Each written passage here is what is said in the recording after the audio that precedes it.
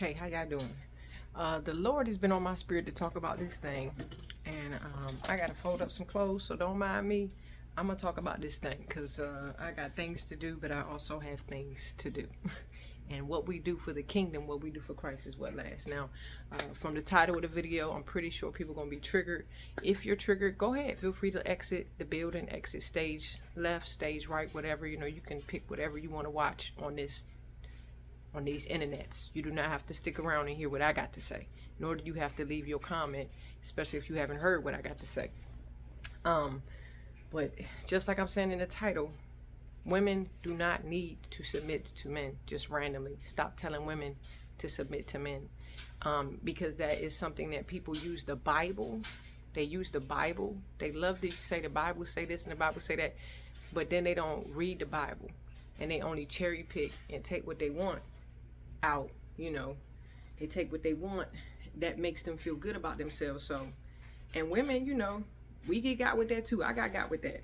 I got with that because I was dating somebody, and it was so subtle how he did it. He was like, you know, yeah, the last woman I was with, she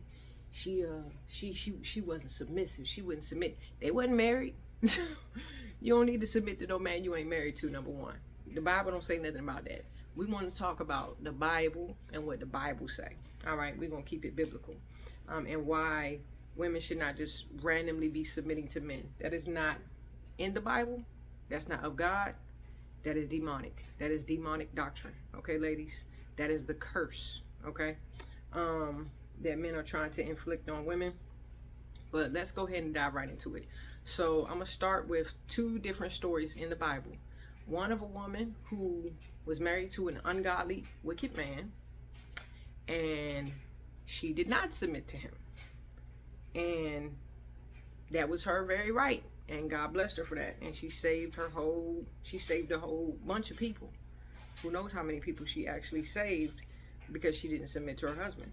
Then there's another story, and that's the Old Testament. Then in the New Testament, there's a story of another married couple where this woman was going along with the evil that her husband had conjured up in his heart, just submitting to him, doing whatever he said do, and they both got. They both got killed. Okay, so let's start with, have you heard of Abigail? Do you know the story of Abigail and Naboth? All right, Naboth. All right, so that's in 1 Samuel chapter 25. So go in, if you got your Bible, go to your Bible, 1 Samuel chapter 25. Now, in it says, now the name of the man was Nabal, and the name of his wife Abigail. All right, the woman was discerning and beautiful, but the man was harsh and badly behaved. He was a Calebite. That's where we started. The woman was beautiful and discerning, and the man was harsh and badly behaved. Now, what had happened was David and his men had been staying in this land, and they were actually looking after, what's his name, Nabal. They was looking after his sheep, and they was watching over his flock and all that stuff. Whenever his shepherds went out, they made sure nothing happened to his belongings. So there came a point in time where they needed something. So David said he sent 10 young men down to him to ask him. He said David sent 10 young men to go to Nabal and greet him, say, peace be to you, and peace be to your house, and peace be to all that you have. Please give whatever you have at your hand to your servants and to your son David. Okay, and they explained to him, yeah, we've been looking after your shepherds and your sheep, making sure that no harm comes to them. This is what Nabal said to them. He said, who is David? Should I take my bread and my water and my meat that I have killed for my shearers and give it to men who came from I do not know where? So this man is crude. He's rude. He's that rude dude. But he ain't even know. Like, everybody knew who David was. Like, David was, at this point, people knew who David was. He killed Goliath. You know, he was a popular guy, right? So anyways, he want to act like he don't know who David was, and want to give him no credit, and just didn't care that he had protected his stuff. So here's what David said. David said to his men, every man strap on your sword. And about 400 men went up after David. So he was about to go down there. He said, sure, he said, before the morning come, if by morning I leave so much as one male, God do so to the enemies of David, and more also, if by morning I leave so much as one male of all who belong to him. He was about to slaughter everybody in that city. Okay, because of this one evil man. He was about to slaughter everybody that came from the house of Nabal, all the men. Now Abigail heard about this. One of the young men said to her, David sent messengers. He sent his messengers out here to ask for something, and the men were good to us. We suffered no harm. We didn't miss anything as long as we went with them. They were a wall to us by both night and day. All the while we were with them while keeping the sheep. He said, now harm is determined against our master and against all his house. And he is such a worthless man that one cannot speak to him. He is such a worthless man that one cannot speak to him. That is such a powerful statement right there. That's a powerful statement. How many men do you know that can't nobody speak to them? You can't say nothing to them. You can't tell them nothing. Such a they call it this, the Bible, he says, and he is such a worthless man that one cannot speak to him. David sent men down there. Hey, peace be unto you. Peace be unto you. Hey, we was looking out for your flock and everything. We made sure nothing happened to him. We just want to know if you could just give us something, because we want to have a little. We need a little some victuals. And Ball like, what? I ain't giving you nothing. I don't know who you is. You ain't getting nothing from over here. Okay. Anyway, does that sound like anybody you know? Does that sound familiar to anybody? Okay. So when Abigail heard this, she made haste. She moved quickly. She was like, oh no. She took 200 loaves, 2 skins of wine, 5 sheep, 5 seahs of parched grain, and 100 clusters of ravens, 200 cakes of figs, and laid them on donkeys. And she said to her young men, go before me, I'm going to come after you. But she did not tell her husband, Nabal. And she got on the donkey, and she went down under the cover of the mountain. She snuck off and went to go meet David as they was coming down to slaughter everybody. Okay? Does that sound like submission to y'all? She ain't tell her husband where she was going. She took all the provisions and everything and was like, I ain't saying nothing. I'm finna go there. Matter of fact, I can't even let him see me. He ain't even finna see me where I'm going. Because he's such a worthless man that one cannot speak to him. So she already knew if she was to try to talk to her husband and talk some sense into him, that was going to be a waste of time, because he's such a worthless man that one cannot speak to him. Okay? So she goes and she falls down on her face when she get in front of David. She said, this is how humble and godly this woman was. She said when she hurried and got down from the donkey, fell before David on her face and bowed to the ground. She fell at his feet. She said, on me alone, my Lord, be the guilt.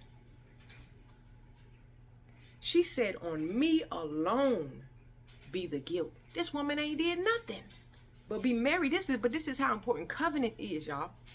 This is how important covenant is, because this is still her husband and he's supposed to be covering her. But in this event, she's covering him and everything that is attached to him. This is how important covenant is in the Bible. I want to go over this because on a whole nother video, because I'm just seeing some really fascinating things about the covenant of marriage in the Bible and how deep that goes. But anyways, she said that let the guilt be on me alone. Okay? And she goes on to apologize and stuff, and she said, let not my Lord regard this worthless fellow Nabal, for as his name is, folly is within him. Folly is, she called the man worthless.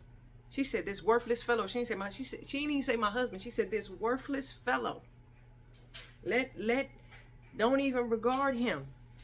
Don't regard him. Just put the guilt on me. Don't regard him, because he's just foolish. Folly is within him. He's full of folly. Okay? So David hears her out. She says, please forgive the trespass of your servant. This is true intercession, y'all. This is intercession. This is true intercession. What Abigail is doing is interceding. Because she's not saying, forgive him. She's saying, forgive me. And let the guilt be on me. Don't worry about that worthless fellow. Forgive me. This is true intercession. And she says, Please forgive the trespass of your servant, for the Lord will certainly make my Lord a sure house, because my Lord is fighting the battles of the Lord. She's talking to him. She says, yeah, forgive the trespass of your servant, me. Forgive me. Forgive me. She ain't did nothing. The power of covenant, the power of intercession, right there. A husband and wife, you cover each other. You cover each other. So even in his foolishness, she covered him for that moment. And we're going to see what happens, right? But she covered everybody. She covered his entire house. Okay? And so because she made this plea to him, and she tells him, you know, just don't hurt anybody. You know, you don't have to do this. David says to her, blessed be the Lord, the God of Israel, who sent you this day to meet me. Abigail was submitted not to Nabal, but to God. Women, we submit to God. And if that man is not submitted to God, you don't submit to him. It's that simple. You only submit to a man who is submitted to God. That's it. Your husband, who is your husband that is submitted to God, that's who you submit to. You submit to the man of God. That's the genuine man of God. Nabal was not a man of God. He was a worthless fellow, okay, who one could not even speak to. She couldn't even reason with him. Couldn't even tell him what she was about to do, because she already knew this was about to be a waste of time. I got to get over here quickly because they're coming down now to kill everybody. He got 400 men with him. It's about to go down, okay? She had to do something. And so she did. And David said, blessed be the Lord who sent you to this day to meet me. Blessed be your discretion, and blessed be you who have kept me this day from blood guilt and from working salvation with my own hand. See, now men don't like nowadays to listen to women. I've had a couple men come on my page and try to tell me I shouldn't be teaching nothing. Go somewhere else then. This man, King David, the one who was anointed by God. Okay? King David said, you have saved me from blood guilt today.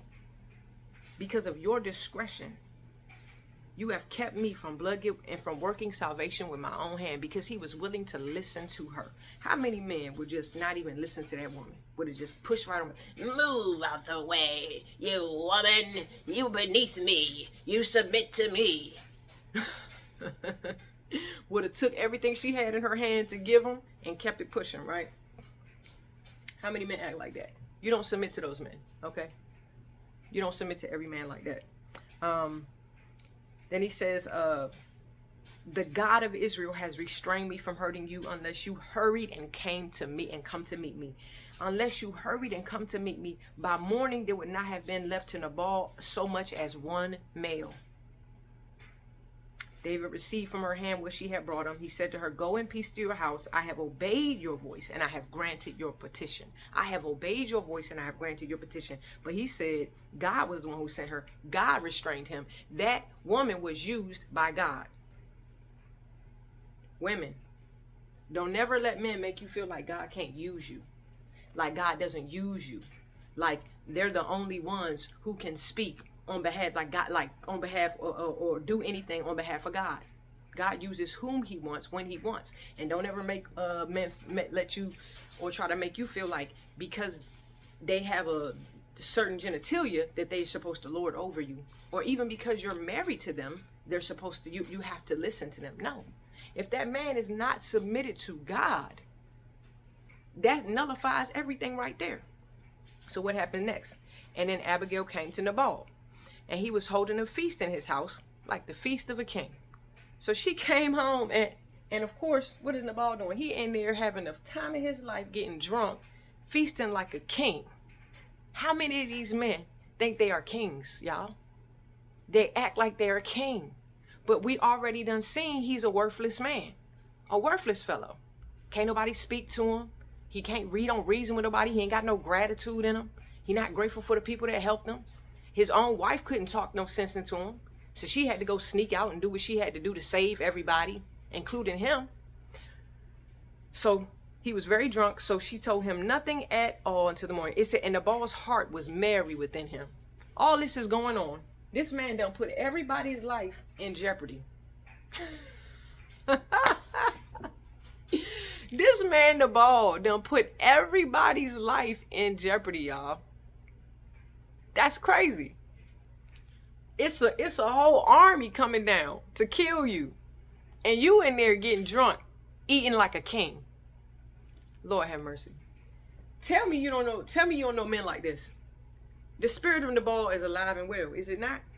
Is not the spirit of Nabal alive and well? I'm telling y'all. Because these men will put everybody around them in jeopardy and be somewhere heart just merry inside of them. Feasting like a king. Eating and drinking like a king. They out here going shopping for themselves. The kids need stuff, but they going shopping for themselves. The kids need the woman that's taking care of their kids needs some stuff, but they ain't worried about that. They done brought so much shame and guilt on the people around them, and sin into the lives of people around them. But you can't say nothing to them. Y'all know some of the balls? Let's see what happened next, okay? So she told him nothing at all until the morning light. In the morning, when the wine had gone out of Nabal, his wife told him these things. And his heart died within him, and he became as stone. He became as a stone. So when she told him these things of what happened, his heart died within him. He became like stone. Now I'm very interested to inquire of the Lord. I want to know more about that. I really want to know more about that. And about 10 days later, the Lord struck Nabal and he died. So he ain't die. That ain't mean he died when she told him, but there was a certain death. He became like stone. I know the Bible talks about, people being hard-hearted, having a heart like stone. So in my mind, what I feel like the Spirit is showing me is that his heart became very hard, like stone. And he probably hardened his heart toward his wife and was mad with her because she did this thing behind his back. He probably was incensed. He was probably like feeling a variety of emotions, so much to the point where he just couldn't handle any of it and just became like stone. Again, y'all know any Nabals? His wife betrayed him. He probably thinking, my wife betrayed me, but then everybody was about to get killed, and now, okay, so now everybody get to live, but still my wife betrayed me, so I'm feeling like slighted or whatever. I'm feeling disrespected, as the guys like to say. She disrespected me. You disrespected me. Sir, she saved everybody. From your foolishness, she saved everybody, and you feel disrespected. Okay. You just, so his heart, little heart, just his little self just died. He just died, just became like stone. 10 days later, boom, God got him out of here. And then what happened next? When David heard that Nabal was dead, he said, "Blessed be the Lord, who has avenged the insult I received at the hand of Nabal, and he has kept back his servant from wrongdoing." So he used Abigail to stop David from doing wrong, because she was actually not submitted to her husband, who was wicked. She was submitted to the Lord. Okay. It says the Lord has returned the evil of Nabal on his own head, and you can expect that the evil is always going to come back on the head of those who are evil. Just like with Jezebel, all her evil came right back on her head.